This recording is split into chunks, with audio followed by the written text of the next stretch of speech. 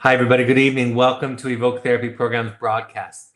Tonight's broadcast is about accountability, and I think it's probably one of the aspects, one of the ideas or experiences that parents hope for when they send a child to a program. As I talk about it tonight, I'm going to talk about the complexities of accountability, about how to facilitate and to encourage accountability, how to model it.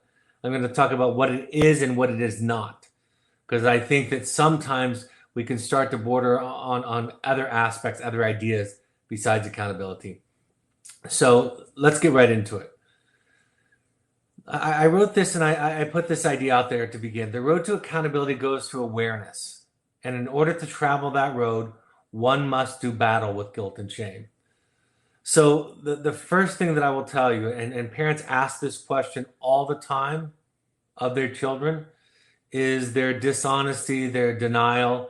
Is that because they don't want to get in trouble? And of course, that's a motivating factor in accountability and fessing up or admitting to things that you've done and taking ownership of them. Of course, that can be a part of it. But in many cases, because I worked with clients in all types of settings at all ages, the most potent factor in preventing accountability is shame or to a lesser extent, guilt. And so we have to do battle with that. And as we facilitate accountability, we're not going to want to fan the flames of shame and guilt. The problem is that so much of what we do tends to do that. We're inclined at times to provoke a defense that prevents us from getting what we're hoping for, from getting what we're needing. A couple of years ago, we changed one of our assignments, one of the three pillars, from the letter of accountability to the letter of awareness.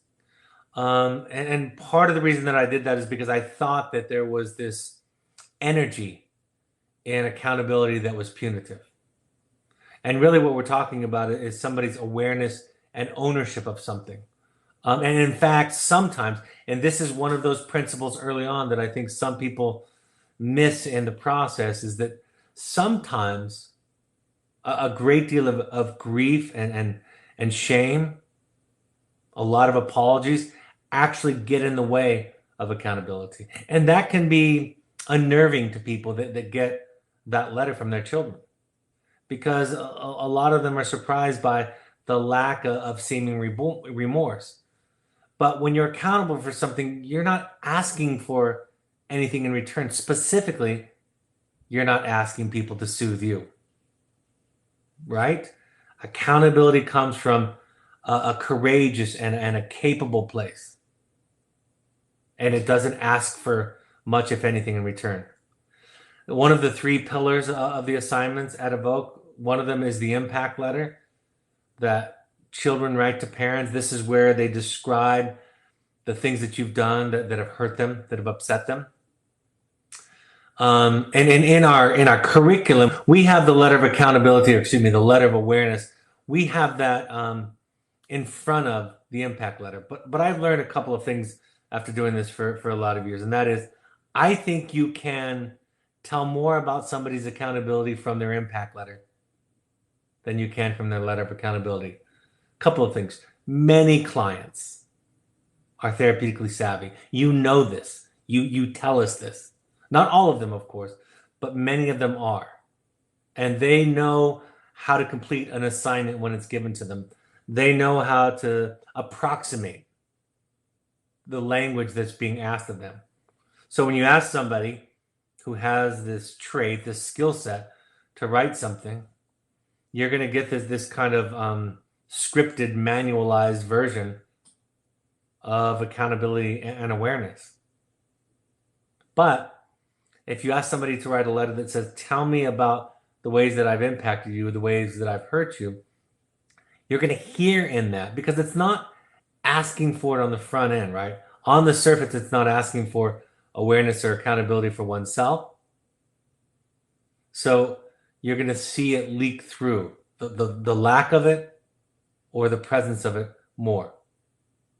It's a more of a projective test, something that we don't ask, that we don't walk in through the front door and ask. So I sometimes like to switch the two, especially when clients, students are over anxious, over eager to write a letter of accountability to kind of check off the boxes.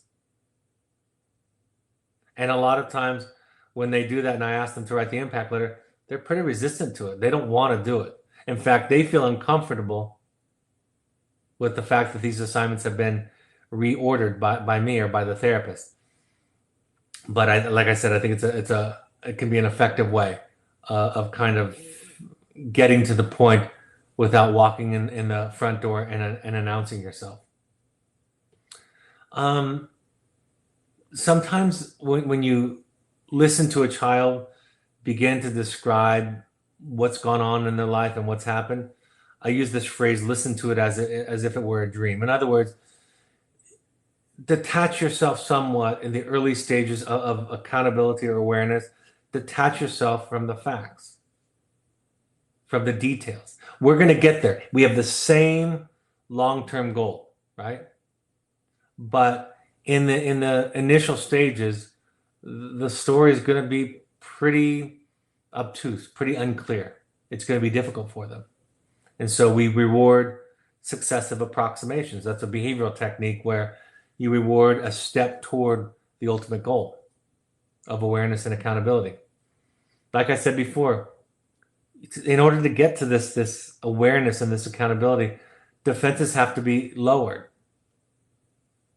And I use this analogy all the time, talk about it on a lot of these broadcasts. If somebody builds a wall around themselves to protect themselves from real or perceived threats, and they see somebody approaching with chisels and pickaxes and jackhammers to try to remove the wall, they're going to be left with really one instinct, and that is to reinforce it. Maybe run could be another, or to preemptively mount an attack on the person approaching them. And what is interesting about this is parents and some therapists call this love. They point out to the person who's built a wall around themselves, this is not a wall protecting you. This is a prison that you've created for yourself. Maybe at some point in your life, you needed to be protected from the things that you're protecting yourself from, but not anymore. And so this is really a prison. But it doesn't matter if we don't call these things, if we call these things loving and caring, it's a threat. This is the kind of thing that begins to separate the idea of therapy from a layperson's perspective or an untrained therapist's perspective about what therapy really is. You know, we're in the business of treating defenses. That's really what we're doing. Most lay people, after reading a book or two on mental health, could outline some ideas around being mentally healthy or addiction recovery, right? That doesn't take a lot of talent. You get that in your first couple of years of graduate school. What really becomes the art of it as a therapist, and hopefully this is something that we can borrow as parents and loved ones, what really becomes the art in it is what we do to not increase or provoke defenses to be doubled or reinforced. We start to respond, to treat people in such a way that they lower their defenses. So we call it caring, we call it love, we call it concern, but the fact of the matter is it's a threat. And I wanted to say, and this is a really important moment to point this out, that doesn't mean, when I talk about this tonight, I have to say this. It doesn't mean that you all have to be the subject, or subjected to, I should say, abuse, right? Cruelty. Somebody beating up on you, blaming you. Even though in the early stages, it can sound like that. You know, it can sound like blame. It can sound less accurate than the truth. But the fact of the matter is, it's very important to understand that that's a step toward accountability and awareness. It's a step towards your child or somebody getting to the truth. And the greater capacity you have to hold space for that, the better you are. But if you need to take space, if you need to shut down conversations, if the apology, as it were, is more punishing than nothing, you can walk away and remove yourself from the conversation or the situation. So many people worry about somebody kind of becoming fixated in a blaming posture or a victim posture. I hear that all the time with our students, with our clients. I hear it with colleagues. I hear it across the spectrum of treatment and therapy. And what I often say is, in the early stages, the best way to reduce the amount of time that someone stays stuck is to not fight it, not meet it with a force. And so when somebody says, and I'll talk about this a little bit later, my parents are crazy, my parents are idiots, my point is, and I don't say it in these words, but my point is, okay, I believe you. I remember early in my career, I saw myself as a detective, and I was going to sleuth out, right? I was going to figure out the truth. How crazy, how unhealthy are these parents? And after a while, I realized it it's okay, whatever you think and you feel. I used to say this with my clients early on in the process. I would say, your parents are an idiot, and you're an idiot, and I'm an idiot. We're all idiots. And you probably haven't met the worst of them yet. You're going to have teachers and professors and employers that are idiots. You're going to have friends and spouses, and for sure, you're going to have children that are all idiots. And so life becomes about how you deal with that. And I think we all end up fighting the battle of arguing about how much of an idiot the other person is in an equation, instead of just letting it pass through us, not making a point to argue or to defend. Sometimes that can be because children, especially in treatment, they will weaponize skills. I see this all the time with our clients. They get a skill set, and even in the first few weeks, many of them start to kind of punish the newer students with the new skills, right? They require a kind of precision of everybody around them. When parents come out for a visit or in parent letters, they kind of beat people up for not getting it perfectly right. And that's where we get to say, well, we're just people. We get to be people. We get to be human. I'm going to reserve the right to make mistakes in this process. Doesn't mean I'm not open to feedback or suggestions or ideas, but I'm not willing to be beat up over it. And just like weaponizing the skills, it's kind of the same thing that I described earlier. The young therapist often thinks, or the young staff member often thinks, that the talent is in confronting the client. I've sat in groups for decades, literally for decades. In our program and other programs where new therapists and new staff will say to the student, you're justifying, you're rationalizing, intellectualizing, you're in denial. And I've pulled those individuals apart, the ones at least that work in our program, and I say, it's not that you're wrong about that, but I'm not sure that that's the most effective way to encourage somebody to open up. And we might develop a skill set around that helps them to open up. And that goes with weaponizing skills, right? Your children are going to become experts at the I feel statement and at listening skills, excuse me. And we tell them all the time, your parents haven't been immersed in it. And so you're going to have to be patient with them, like we were with you in the first few weeks of treatment.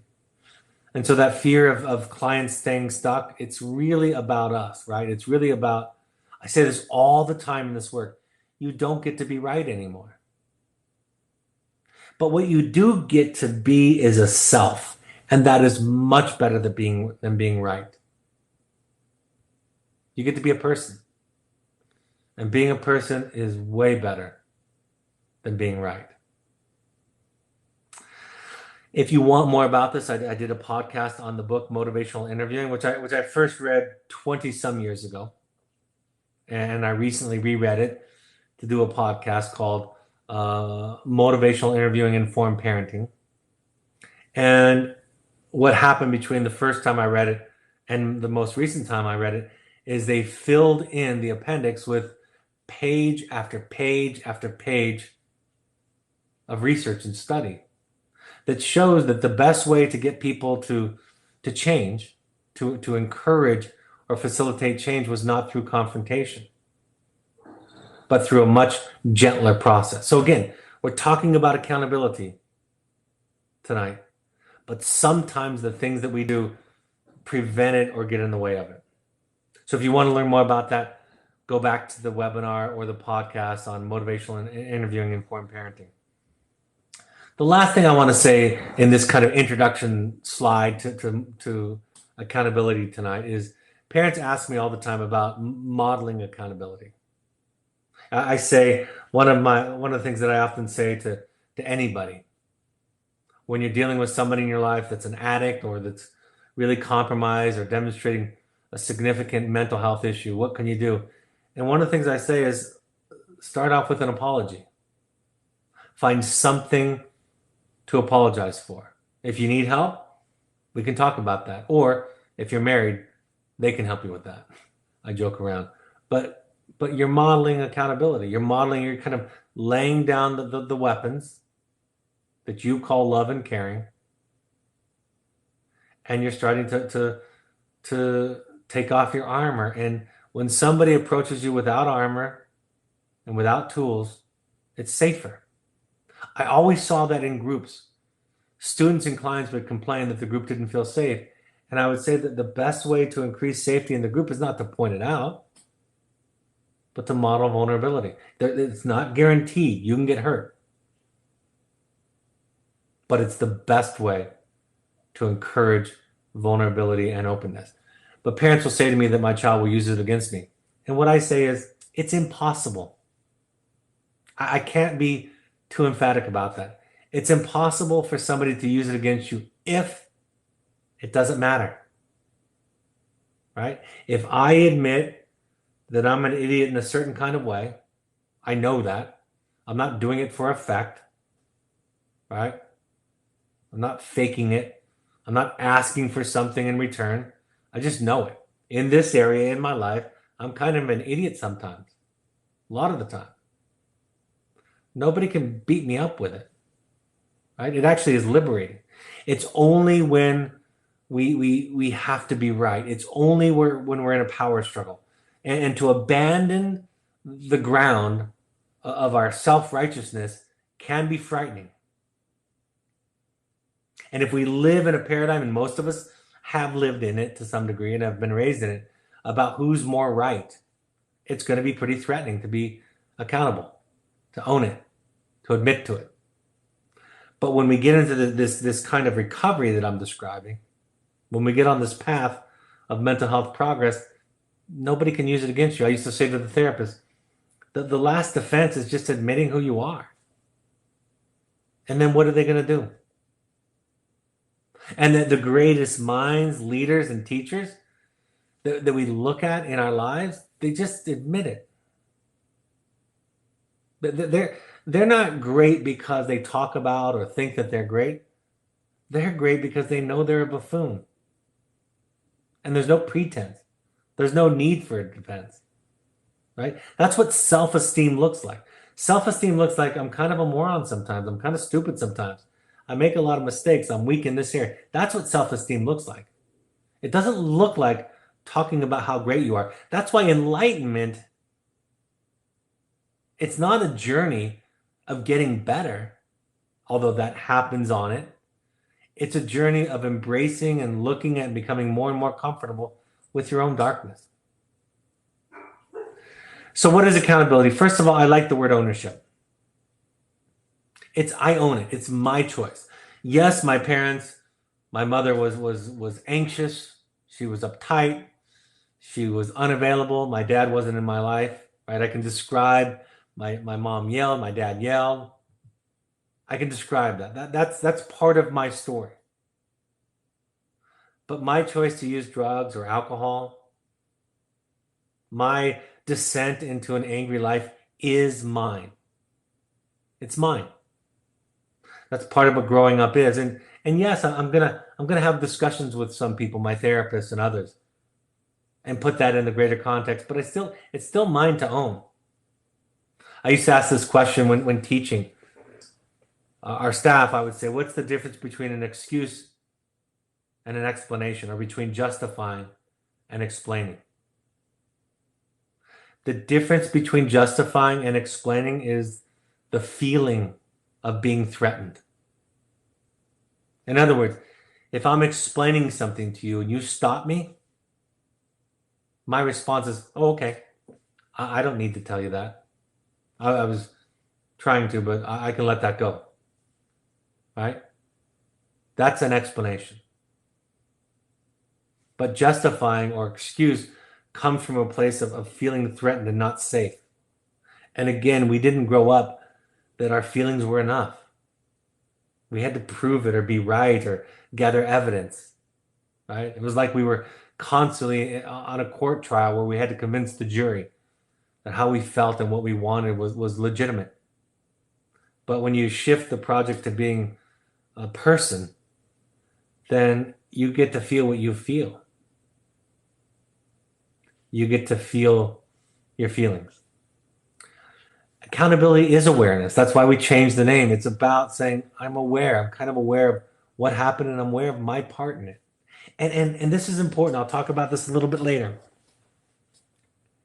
In relationships, this goes to your children, your partnerships, in relationships. If we were to quantify blame, okay? Even if you were 1% to blame, accountability and awareness takes 100% responsibility and ownership for your part. I'll say that again.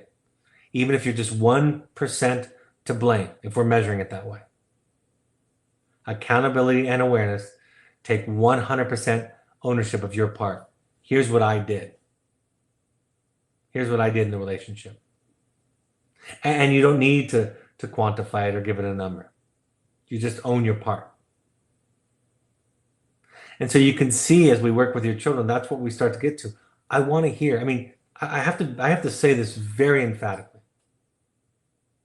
Virtually all therapy and working in addiction, mental health, especially with children, and young adults, but I would even say with adults, has some significant aspect of saying, tell me where you've been hurt. And we're going to start with the people that were closest to you. Tell me about your parents. Then about your siblings and your friends and your teachers. Tell me about that. I want to be there and listen to it. I want to understand what it's been like to be you, how you got to where you are right now. Now, there are some therapies that don't like to go in the past, but we don't subscribe to those, and those are I think, pretty limited, got a pretty limited scope. So virtually all therapies do this, some version of that. Tell me the story. Tell me where your trauma was. The rage in therapy today is trauma-based therapy. You know, what are the adverse child experiences? They call them ACEs that you experienced in your childhood. And we know from brain science and from imaging how it affects the brain. And we know then that effect in the brain, how that affects day-to-day living. So I'm so glad that the science is showing us that regardless of whether you have a philosophy that you shouldn't look back in the past, it's there. It wired your brain. So you start to talk about this. That's what we talk about. And as you heal, right, as you're not feeling threatened anymore, and as you get hurt, you start to talk about your accountability. That's what growing up is. I have spent 30 years in therapy as a client. Longer than I've been a therapist, which is almost about 30 years. I've spent 30 years in therapy as a client. And I've spent a lot of hours talking about my father and my mother and others. And parallel to that, probably because of that, I've also started to talk about my piece of it. I'm aware that it doesn't matter what my mother and my father did. I carry it around now. Now it's mine to deal with. Just as it's theirs to deal with whatever they carried around, and my grandparents, and so on and so on. So it comes together. And if we have the capacity, as therapists, hopefully we do, and as parents, if we have the capacity, we develop a capacity to hear it, to listen, to be an audience member, to our children, we get to be a part of that healing. And again, it's also okay to take care of yourself. You can only do what you can do. And if it's too much, that's why it's important to go to therapy, to have somebody that can be there for you, right? That's who we lean on in our lives. We lean on our sponsors, our friends, our peers, our therapists. We lean on them so we don't have to lean on our children. It's too heavy, too much for them to bear. Shame, guilt, control, and fear get in our way of listening to somebody. They get in the way of us being open to the process, right? It can't be more clear than this and to say that shame and guilt do not motivate one toward openness and awareness. Period. They do not. They are barriers to awareness. We have to learn. This is how powerful this is. We actually have to learn to deal with and to feel shame and guilt in order to become more aware and accountable in our lives. So the things that we were taught, that our culture teaches us, that motivate people toward accountability and awareness are actually barriers. In the short term, there can be some battles that are won. In the short term, it can motivate. In the long term, it's absolutely destructive to the process of awareness and accountability. And so we have to let go of that and understand that. That's why therapy is different than other relationships. Qualitative, good therapy is different than other relationships.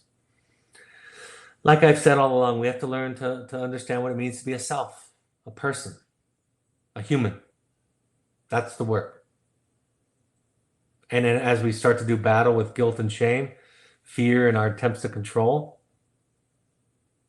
we start to become a self, a person. And then we can create an integrated story that lasts, not short-term behavioral change that motivates us in the short run, but long-term integration and healing. That's what we're about. Talk about awareness and accountability. Part of it obviously is honesty. Honesty with self. I talk about it being part confession. That's not all of it, but that's part of it. Admitting to at least one other person and to those that you have harmed. And in the 12-step world, they'll call it making an amends. It's okay at the time of doing this to recognize the functions that our symptoms serve. Like, I dealt with my anxiety with drugs or anger or self-harm, whatever it is. It's okay to put it in that context as a part of it. And that can be hard for some parents because we've been told that anytime we put our behavior in a context, we're justifying or rationalizing it. That's not necessarily true at all. We own our choices and we're willing to deal with the consequences that come. That's why as you begin to exchange accountability with your child, especially when they're becoming more and more accountable to you, you get to have your reactions and consequences. I mean, there's an awareness about how those impact somebody. They might not feel safe, but part of the measure of somebody's accountability is, are they willing to let you be angry and upset and hurt? And if they're not quite there yet. True, profound, authentic accountability allows for other people to be upset and have their reaction. Limited or tenuous accountability and awareness put limits on how other people can react. So you become tolerant and patient with the consequences. Recognizing that people can lose trust. That's a part of it. Parents have sometimes this feeling like, I should trust my child. And the child will say to the parent, the fact that you don't trust me is ruining my esteem. I hear children share that some version of that with their parents. And my response is, you get to feel the level of trust you get to feel. And absolutely work it out with a therapist and see if you're stuck somewhere. If you're dealing with some unprocessed trauma from this situation or something else, that's fine. That's fine. But there's no obligation to trust. And authentic accountability allows for someone to distrust you. and the logical and natural consequences that come along with it. When we think about a child writing a letter of awareness, we like I said, we determine how ready they are. There's no set length to it. And remember, it's a means to an end.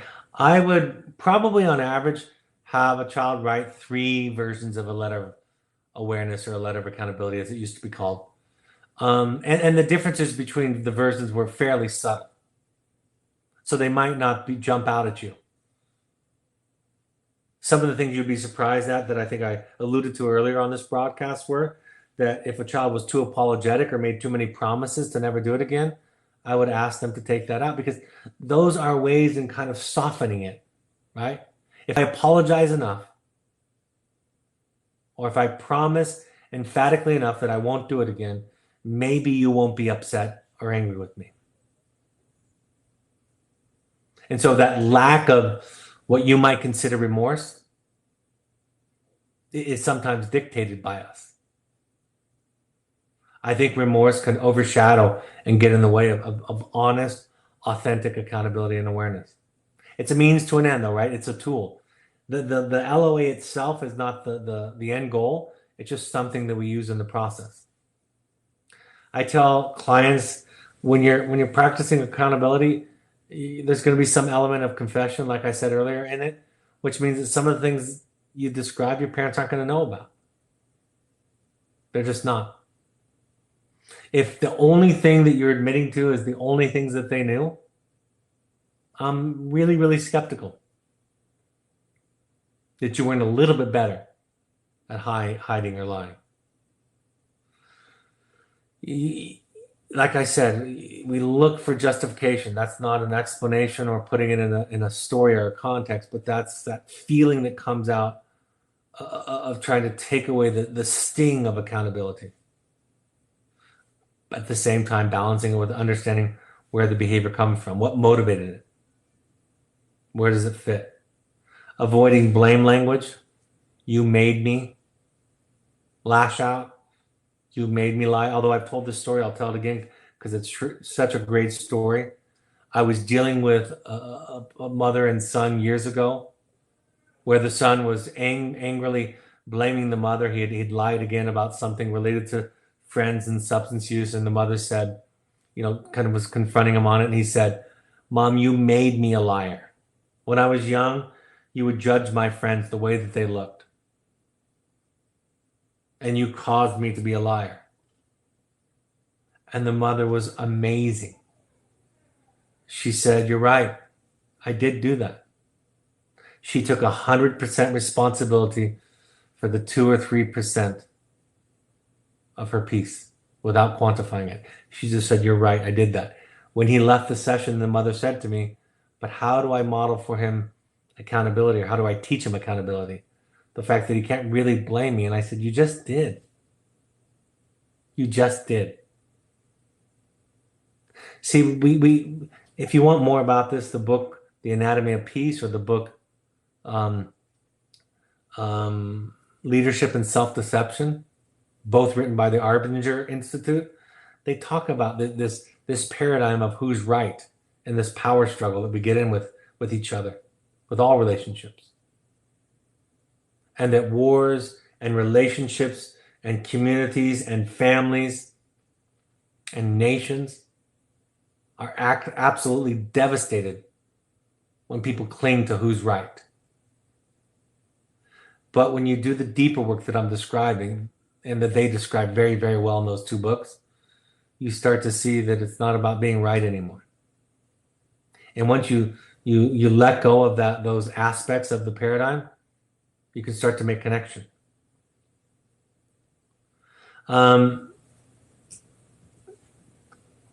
Your responses to your children as they become accountable. One of the most important processes I believe in our program is when I have a child read the letter that they get from you after you get the LOA. Because sometimes it's really triggering, right? You're upset, you take a step back, a lot of your suspicions are confirmed, you're hurt, you're angry, trust has been, the fresh wound of trust that has been destroyed is fresh. So when that happens and you write back a letter, and sometimes I'll give a little bit more coaching to a parent around this time, but when you write back that letter, listening to a child read it really becomes a better test of their accountability than writing the letter in the first place. Similar to the way that I said they can't use it against you. If they get really sensitive to, triggered by your natural, honest responses, then their accountability was tenuous, right? It was fairly fragile. You get to identify your feelings and reactions. It's kind of a balance of not walking on eggshells and not being punitive, and that's where a little bit of coaching can help. You don't owe somebody a certain response. I remember one time when I was apologizing to my wife for something I'd done, and I was going to my ocean of shame, right? And I remember, and I'll never forget this. She looked at me as we were talking. She lifted my chin up and said, "Look at me in the eyes and stop going to shame. I don't want to take care of you right now. I need you to be there for me." And it was amazing. I was hard, but I knew she was right. And I've thought about that ever since. That when somebody comes to accountability or make an amends and there's too much shame and guilt, right? There's this self-loathing that they come with. They are unconsciously asking the person that they've hurt in the first place to take care of them. So honest, authentic, effective accountability is devoid to some degree or to a large degree of that shame. And so you don't owe them a certain response, and you don't have to take responsibility for the impact of that response. And then listen to a friend or a peer or a colleague or a therapist, ideally, for some perspective on it. It's okay to challenge them and be slow to trust and to be suspicious. I would say, I've said this before, but in best case scenarios, by the end of our program, even though might look like 100% accountability, I think we get somewhere between 80 and 90%. I don't know, as I've kept in contact with some of my clients, and I don't keep in contact with all of them, right? The over 1,000 of them, but some of them I do for various reasons and various contexts. Letter writing, phone calls, visits to their program, seeing them later, whatever it is, emails. And I think 80 or 90% is about what we get to. So you don't have to whitewash the whole process. You get to kind of be suspicious. You allow them their dignity, right? You don't pull down the defense before they're ready, but you can kind of hold that back. And again, that's a part of accountability, is allowing for suspicion and trust. The frequently asked questions I get is in the initial phases as we're coaching it, my child doesn't seem sorry. Like I said earlier, part of it is we don't want it to be about that. We want it to be about courageous amends. How long can I bring up the past? I guess as long as you need to. Forgiveness, I always say, comes on the terms and the time frame of the one who's been hurt, not the one that's doing the hurting. All the while, making sure that you have your own support system. You're taking care of yourself, leaning on a therapist, so you're not unduly burdening your child. So where that line is, I don't know, but you get to have it. You get to feel it. There's no rush to forgiveness. As the new versions of the LOA come, ask questions about what we're working on. And if you don't want to respond, all I ask is that you just say that. I need time. I have to digest this. This is a lot. I don't know that I want to respond right now. That's okay too. Some things to remember. Like I said, the claim that the children make that my parents suck, we just stop fighting that. And we just, the closer and sooner we can all get to just realizing that we're all nincompoops sometimes, and in some ways, the better off we are. That is probably the best indication of improved self-esteem, is when you realize that you're an idiot, some version of an idiot. And as you forgive yourself, right, you have to do your own work and forgive yourself. You can kind of just be there for your child. A lot of us parents, because of the guilt that we were raised with and then applying that template to being a parent, beating ourselves up so much, carrying around so much guilt, we can't be there for our children. Can't tolerate it. It's overwhelming for us. We get either defensive or angry or blaming ourselves. We get impatient, or we just beg for them to take care of us and to tell us that we're a good parent. Is guilt productive? Does it motivate us? Like I said, guilt is just another version of shame, really. I know some psychologists and therapists distinguish between the two, but all you have to do is do this job for a few years and realize that so many people do the wrong thing. They tell you that. I knew what to do and I didn't do it. Why? Because I felt guilty. Guilt is not a long-term fuel for healthy change and integration. Love, compassion, courage, those are all long-term fuels for integration and health and growth. Guilt and shame are not. And I know, I said this just the other night at the parent meeting in Los Angeles, I know for myself that if I'm not grappling with guilt, I'm not practicing good self-care. I'm just not. If I let guilt run my life, I will not do good self-care. Not in my marriage, not as a father, or not as a professional. So we have to learn to feel the guilt. Guilt does not mean that you're doing the wrong thing. It's remarkable. I write this in the Journey of the Rogue Parent. It's remarkable how often guilt and shame prevent rather than encourage parents and children to do the right thing. Guilt makes us pay too much attention to how others feel about us rather than focusing on what is the best course of action for ourselves. I encourage parents to feel the guilt and do the right thing anyway. We are not responsible for what others think about us, including our children. We're responsible for our own actions, for being good parents, and for being good people. In turn, our children are responsible for the way that they choose to respond. Don't engage in the cycle of dependence. Let them feel and think about what they want to.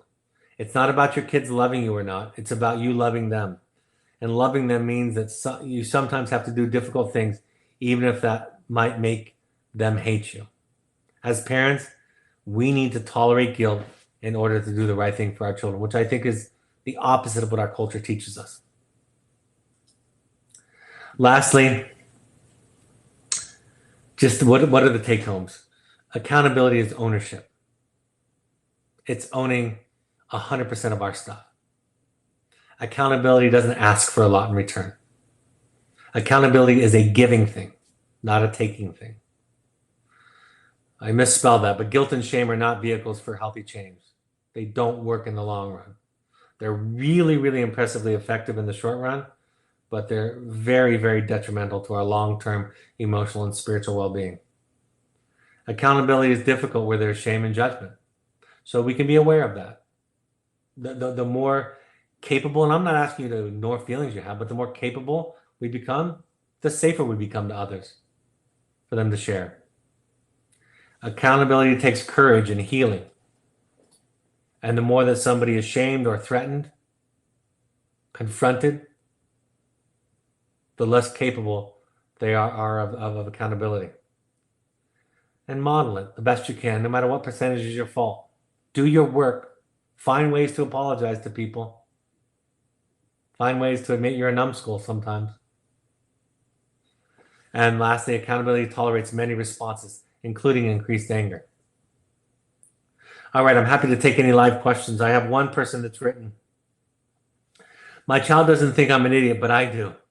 How do I encourage him to see me as a human with flaws and idiocies? I think we have the capacity to have our healthier relationship when we connect with our flaws and our frailties. I don't think you can convince him or her. You just model it. You can't control what they think and feel. You can just know it yourself. And if it comes from that place of confidence and esteem and well-being and groundedness, I mean, that's the way the Gandhis of the world were. Right? Gandhi was imperfect, by the way, but he talked about that all the time. When I listened to the Dalai Lama last year, he made fun of himself constantly on stage. Not in a glib or flippant way, but he could just laugh at himself. He tripped at one point when he was walking, and he thought that was so funny that he almost fell because there was no ego in it, right? And when he misspoke, he laughed at himself. Right? That's being able to laugh at yourself and to talk about your flaws. So you just model it. It just becomes part of the air that they breathe and the water that they drink, but you can't really control it. But they will experience it as okay when you breathe that air in the family. All right. Upcoming events, announcements, and then I'll go back to questions. Upcoming parent support groups, I'll be in New York City on September 9th, 7 to 9. In London, it will be October 6th. I'll give you the exact location and time to follow. And then in Chicago on October 27th, we changed the Chicago date. So I'm sorry if you got the old date. It'll be on a Sunday this time, 4:30 to 6:30 p.m. on the North Shore of Chicago. RSVP to Melanie at evoketherapy.com. If you want to do a deep dive, I don't think there's anything you can do more impactful on your family than your own work, and specifically in a therapy intensive as a therapy accelerator or springboard into your own work. I do them every year. All of my children, we pay for our staff to go to them at other programs. Our next one is our next Finding You is September 18th through 22nd. 18th through 22nd. Email intensives@evoketherapy.com. Pursuit trip are activities. So sometimes we combine the two. I'm doing a combined one, private one next week. So where we have some adventure activities, think therapy light, mindfulness, getting out in nature. We ask all current parents to attend 6 12-step support groups, any combination of Al-Anon or CODA or Families Anonymous. Also, adultchildren.org can be a place to go to if you had a family that you felt like was pretty toxic. I think it applies to all families, but it's a great place to go. Al-Anon, Alateen, you can go to.org is for teenagers who have a family member that's addicted.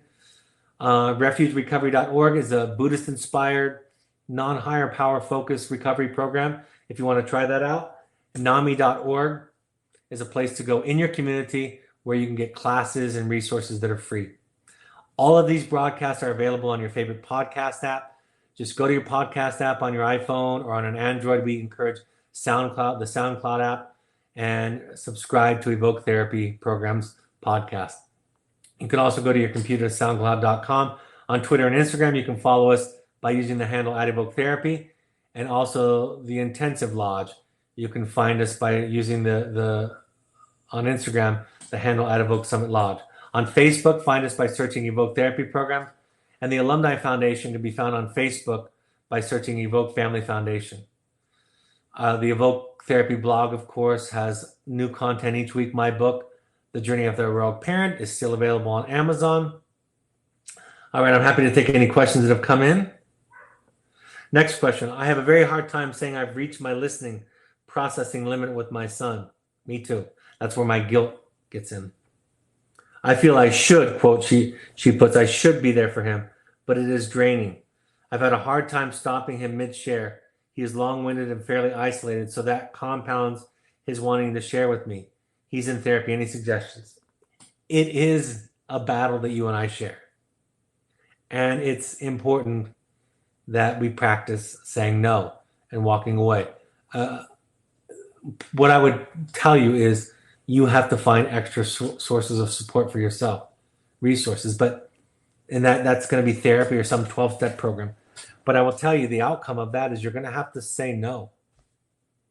And the fact that you've provided him with therapy means that he's not alone. And I will tell you this, in the long game, this is really important. In the long game, this is to all of you.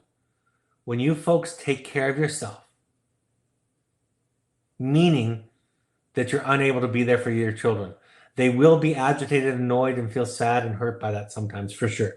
And I want to tell you this, it will also create some peace for them, because their experience will be is mom or dad is taking care of her or himself, so I don't have to. It's a subtle but long-term benefit of self-care.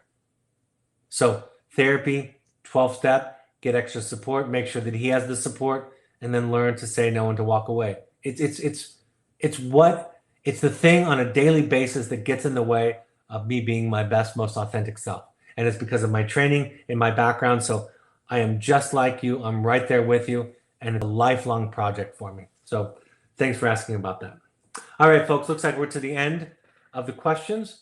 So thank you for joining us for and on behalf of your children. I thank you. I will announce the next topic and time for the next broadcast tomorrow sometime. So look for that. These broadcasts also go on the podcast app the next day. Please go to our podcast app, leave a review, share it, subscribe there. Let's get the message out there to everybody. Have a great evening, folks. I hope this is a helpful point of contact, and I'll talk to you next time. Bye-bye.